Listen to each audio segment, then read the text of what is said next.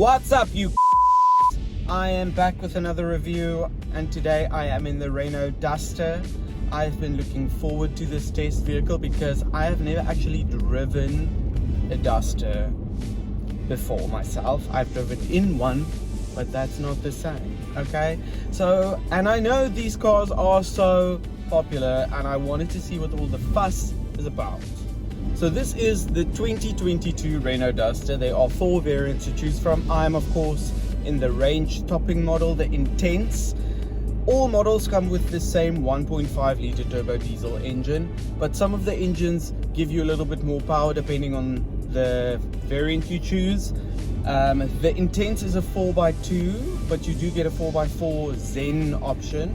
The exterior of the Duster doesn't really look that different to the previous models. There's been some minor tweaks like new head and tail lights, a new spoiler, the new diamond cut alloy wheels that you get on this Intense model.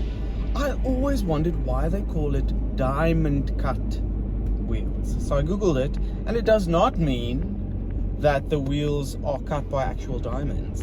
So that is very misleading, and I feel that they should get a new name for that. The interior has received quite a bit of a revamp, so it looks very modern and uncomplicated and stylish, but also very rugged at the same time, like with this little rubberized shelf on the dashboard. It's like a lot of chunky handles. It looks, obviously because it's like, you know, an SUV. All models come with a 7-inch touchscreen. You get automatic climate control. I like the placement of the buttons for like the hazards, the lock button, and the eco mode. Space for backseat passengers is not bad. If you're sitting behind me, you'll have quite a bit of leg room, as you can see. If it's a taller person driving or front passenger, you might not have such a good time, hopefully, or not at all. As you can see though, the backseat is very nappable. Boot space in the Duster is also really good. It's 475 liters. So your luggage, your auntie's luggage, your mother, your father, your sister, your brother, they're not that much maybe, but you can see that I fit in there quite easily. The Duster comes with some nice tech, so you get wireless Apple CarPlay, which I've been having some connectivity issues with, but it's always on the same stretch of road that I drive on when I go to work. So it's probably just some interference in that area, or it's the aliens trying to communicate, which I'm going to choose to believe. I also like the keyless entry, so I've just thrown the key card into my fanny pack, which I wear like that around my chest every day, and it just locks, unlocks. I don't even have to think about it. I just hear boop boop and then I know. In the Intense you also get blind spot warnings, which is always a welcome feature. The ride is not the smoothest that you'll ever experience in a car, but it's not bad, and it's actually quite quiet for diesel. Speaking of diesel, the torque that you get with this engine is so nice.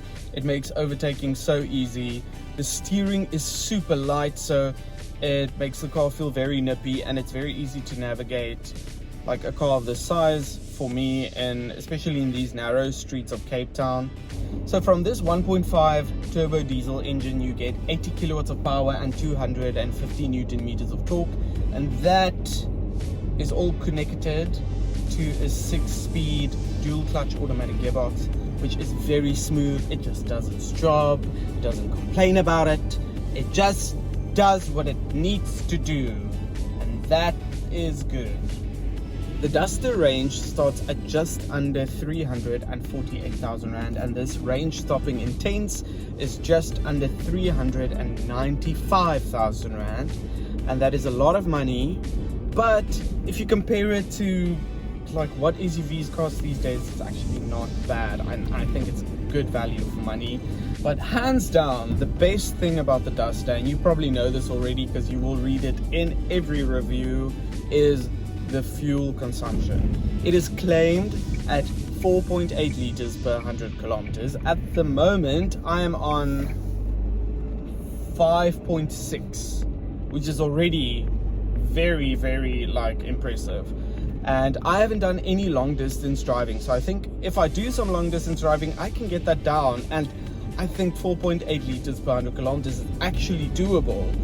And I mean, most of the time when I test cars and I hear the claimed fuel consumption, I'm like, not gonna happen, buddy. But this one, I think it's actually possible, and that is crazy. That's like better fuel consumption that I get on my Fiat 500. So why is the Duster so popular? It's because it's just like, it's unpretentious, doesn't try to be flashy, it's got the technology and the convenience features that like you need for everyday driving, and then the fuel consumption is just the cherry on top for me. Like it's a good car, and I've been enjoying it. I'm gonna be sad to give it back, but you know what, don't take my word for it. Head down to your nearest Renault dealership. This sounds like a radio ad, wait. Head down to your nearest Renault dealership to test drive the all-new Renault Duster. You will literally pass out when you see how little fuel it uses. That could be a radio ad, oh my god. Like, don't steal it, I copyright it, it is mine. You can buy it from me. Let me just pull off here because I want to turn around. But anyway, like, yeah. Go and test drive this car. What, like, you don't have anything else to do? I know. You're just sitting at home watching this. You could have test driven this car. Why now?